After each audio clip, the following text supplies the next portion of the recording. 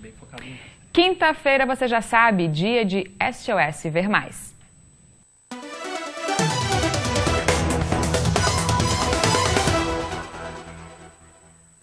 Na semana passada, nós falamos sobre a importância dos exames de rastreamento e focamos no câncer de próstata. Hoje vamos falar sobre o câncer de mama. Nosso especialista, o médico radiologista Felipe Rosenberg, já está aqui comigo para a gente esclarecer mais ainda sobre esse assunto. Boa tarde, doutor. Oi, Fábio. Tudo bom? Tudo bem. Então, tem muito o que falar sobre câncer de mama, né? Muita coisa. Câncer de mama, em termos de rastreamento, foi o que mais deu certo, né? Foi aonde começaram essas políticas de rastreamento mundial. Então tem muita coisa. É muito... E como o câncer de próstata, que tinha algum conflito de informações, o de mama já não tem mais, é por isso? Como ele sempre está mudando, né? Mudando, que eu digo, aperfeiçoando, melhorando, sempre tem aquele novo que ainda é um pouco controverso, certo? Mas no câncer de mama a gente já tem uma coisa bem estabelecida. Para ter uma ideia, na década de 80, quando se começou o câncer de mama nos Estados Unidos, houve uma redução na década de 90 de 30% da mortalidade. E na Suécia chegou a 36% de mortalidade com rastreamento mamário por mamografia, né? Então, e os diagnósticos aumentaram. Na década de 80 a gente teve 640 mil diagnósticos. E em 2010, 1.640.000 diagnósticos, né? Então, com o aumento populacional e a população ficando mais velha, é um câncer que 2/3 da incidência desse câncer se dá acima de 50 anos de idade. Então, ele vem surgindo uma série de coisas novas, né? A mamografia é o preconizado hoje sob forma de rastreamento, e isso é bem importante de dizer assim. A única coisa que é protocolada como rastreamento de câncer de mama é a mamografia. É a mamografia. Mas a idade recomendada para fazer também andou mudando, né? Então, aí é uma das controvérsias, né? Aí é um dos pontos chaves. O que a gente tem? 2/3 acima dos 50 anos de idade dos diagnósticos de câncer de mama. Porém, 1/3 abaixo dos 50 anos, e não é pouca coisa, né? 1/3. Quando vai se fazer estudos estatísticos em alguns lugares, porque o câncer tem uma incidência que varia muito de local para local. Por exemplo, a região sul, a gente tem 65 casos a cada 100 mil habitantes. E no norte, 19. E qual a explicação? Descendência? Exato, porque no câncer de mama a gente tem um componente hereditário, um componente genético muito forte, né, com mutações genéticas, ou então só genes específicos que hoje em dia a gente já consegue fazer triagens dessa população alvo de alto risco.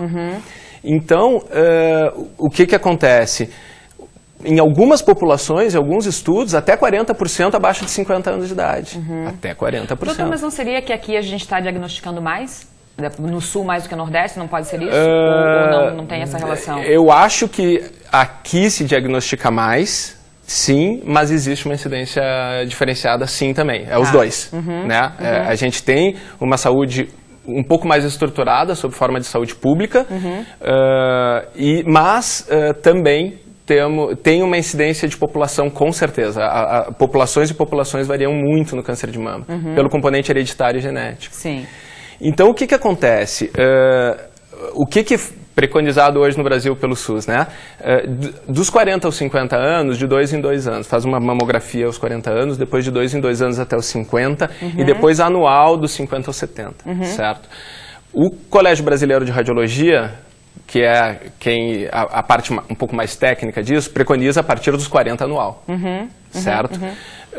Por quê? Para pegar essa incidência desses 40, 50 anos, que é um pouco menor, porém é significativa. Sim, 1/3. Né? Só que quando a gente bota isso para níveis populacionais, às vezes é meio complicado, e daí entram os novos métodos, né? Então, assim, ultrassonografia tem um bom diagnóstico, mas não é considerado rastreio. Tá? Então, ele não é considerado rastreio. Por mais que seja, não é. Bons diagnósticos, tira a dúvida de algumas coisas da mamografia, tem pontos específicos onde ele é espetacular, ele guia biópsias, ele diferencia nódulo de cisto, tem várias indicações da ultrassonografia, mas não é rastreamento. Quem está surgindo sob uma forma de rastreamento novo é a ressonância magnética. Né? Porque a ressonância magnética trabalha daí com a vascularização. Então, lugares onde surgem novos vasos, a ressonância vai pegar esses lugares e o tumor por sua característica, ele faz o que a gente chama de neoangiogênese, que é a criação de vasos ao redor do tumor. Geralmente eles são bem vascularizados. A mamografia. Sim, sim. Só que o rastreamento mamário nas mulheres de alto risco é bem extenso isso. O raio-x, bem ou mal, ainda está em dúvida se o rastreamento mamário por raio-x, que é a mamografia, muito seriado, poderia aumentar a incidência de câncer de mama. Então, eu já tenho uma paciente de alto risco. Nossa! Né? É complicado. Eu já tenho uma incidência de alto risco nessa paciente, que ela tem uma história familiar, e daí eu vou fazer mamografia raio-x anual.